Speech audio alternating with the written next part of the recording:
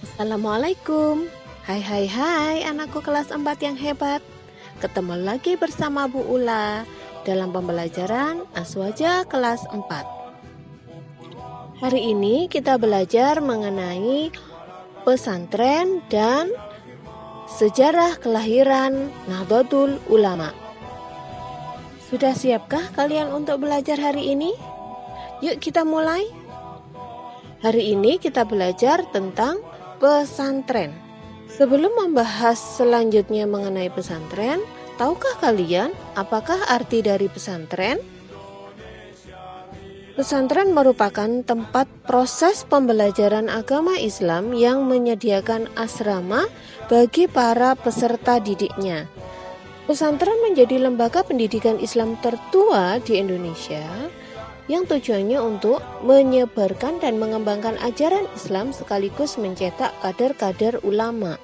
Pesantren tidak hanya bergerak dalam bidang pendidikan non-formal, tetapi juga pendidikan formal dalam bentuk madrasah atau sekolah umum. Namun sistem pendidikannya juga masih klasik, masih diterapkan sistem sorogan, yaitu membaca kitab secara individu. Bandongan, yaitu proses belajar mengajar secara klasikal. Terdapat 5 elemen yang mendasari terbentuknya suatu pesantren, yaitu pertama, kiai, kedua, santri, ketiga, masjid, keempat, pondok, kelima, kitab kuning atau salaf. Di pesantren, hubungan antara kiai, ustadz, dan santri sangat dekat atau hidup sebagai satu keluarga. Di antara mereka terjalin hubungan yang sangat akrab bagaikan dalam satu rumah tangga. Sehingga hubungan para santri menganggap bahwa kiai dan ustadz adalah orang tuanya sendiri, sedangkan kiai dan ustadz menganggap para santri sebagai anaknya sendiri. Maka terbentuklah panca jiwa pesantren. Pembahasan yang kedua yaitu kelahiran Jamiah Nahdlatul Ulama. Nahdlatul Ulama didirikan di Surabaya pada tanggal 16 Rajab 1344 Hijriah bertepatan dengan tanggal 31 Januari 1926 Masehi.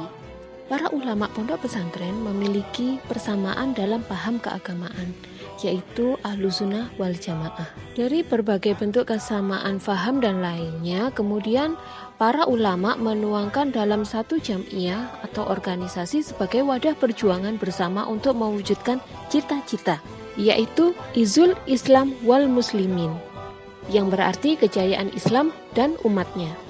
Sebab-sebab para ulama pondok pesantren mendirikan Nahdlatul Ulama antara lain penjajah Belanda menjalankan siasat licik dengan mengadu domba antar sesama bangsa Indonesia, terutama antara sesama umat Islam.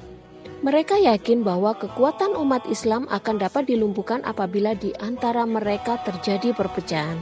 Berkembangnya paham Wahabi. Pada awal abad ke-19 Masehi telah berkembang paham Wahabi yang berasal dari Raja Hijaz, Mekah, Arab Saudi. Paham tersebut melarang adanya sistem bermadhab, tawasul, ziarah kubur, maulid nabi, dan lain halnya. Maka paham tersebut sangatlah bertentangan dengan paham Ahlussunnah wal Jamaah yang sudah mengakar di Indonesia. Para ulama merekomendasikan Kiai Haji Abdul Wahab dikirim untuk mewakili menyampaikan keberatan dalam komite khilafat di Arab Saudi.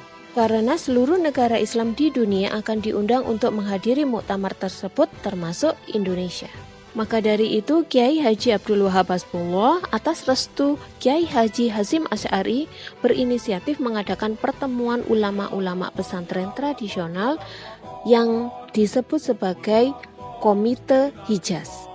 Komite ini berguna untuk membentuk komite dengan tujuan memperjuangkan misi mempertahankan kemerdekaan bermadhab di tanah Hijaz, yaitu Arab Saudi. Pertemuan tersebut berlangsung di rumah Kiai Haji Abdul Wahab Hasbullah pada tanggal 16 Rajab 1344 Hijriah atau 31 Januari 1926. Dalam pertemuan tersebut diambil beberapa keputusan, yaitu meresmikan berdirinya Komite Hijaz, Membentuk suatu jam'iyah organisasi sebagai wadah untuk mempersatukan para ulama ahlu sunnah wal jamaah yang diberi nama Nahdlatul Ulama atas usul dari Kiai Haji Mas Alwi Abdul Aziz. Nahdlatul Ulama berarti kebangkitan para ulama. Dengan kedudukan Rois Am atau Ketua Umum pertama diberikan kepada Kiai Haji Hasyim Asy'ari. Nah, demikian pembelajaran kita hari ini. Semoga bermanfaat untuk kalian semua. Sampai ketemu dalam pembelajaran selanjutnya. Wassalamualaikum.